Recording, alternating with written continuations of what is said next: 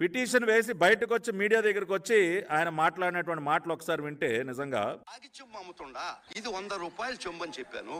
నేను దాని బంగారు కలిపి చెంబులో కలిపి చెంబు తయారు చేయడం నేను అమ్ముతానా? కామన్ సెన్స్ భక్తున్నాడు. Whereas the pig fat oil is 450 to 1200 rupees per kg. yes you can see it. fish చూసారా ఏమంటున్నాడు? ఎవరైనా బంగారంలో రాగి కలుపుతారు గాని రాగిలో బంగారం కలుపుతారా అని పెద్ద లాజిక్ మళ్ళీ దీనికి. అంటే ఆయన ఉద్దేశంలో ఏంటండి, పంది కొవ్వు బంగారం అంట, బీఫ్ టారో బంగారం, బంగారం లాంటి పంది కొవ్వుని రాగి లాంటి ఆవు నెయ్యిలో ఎవడైనా కలుపుతాడా? ఎంత దుర్మార్గం అండి, దుర్మార్గుడా, పాపాత్ముడా, ఏం మాట్లాడుతా ఉన్నారా నువ్వు? హిందువుల మనోభావాలతో ఆటలాడుకుంది చాలుక పంది కొవ్వుని బంగారం అంటావా? Useless fellow. చేసినటువంటి పాపాన్ని కప్పిపుచ్చుకోవడానికి ఇంకా కూడా ప్రతిరోజు హిందువుల గుండెల్లో గుణపాలు పెట్టి గుచ్చుతారా మీరు? పంది కొవ్వు బంగారం అంట, బంగారం లాంటి పంది కొవ్వుని ఆవు నెయ్యిలో ఎవడైనా కలుపుతాడా అని చెప్పి మళ్ళీ ఒక లాజిక్.